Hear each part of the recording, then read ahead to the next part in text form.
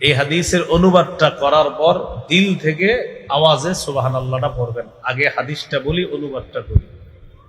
কানা রাসূলুল্লাহ সাল্লাল্লাহু আলাইহি ওয়াসাল্লাম আহসানান নাসি ওয়াজহা।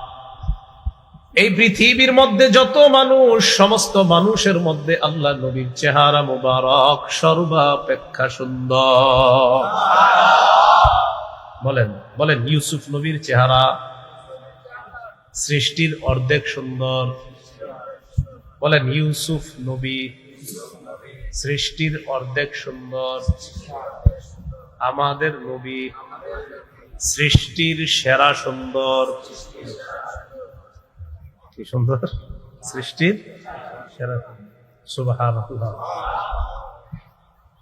তিরমিজির বর্ণনা 3638 নম্বর হাদিস। লা বিল মুকালসাব, নবীর চেহারা মুবারক একেবারে গোল ছিল না। বাল কানা ফি ওয়াজহিহি তাদবীর, বরং চেহারার মধ্যে গোল গোল একটা ভাব ছিল, তবে একেবারে গোল ছিল না। সহিহ মুসলিমের বর্ণনা 2344 নম্বর হাদিসের মধ্যে আসছে।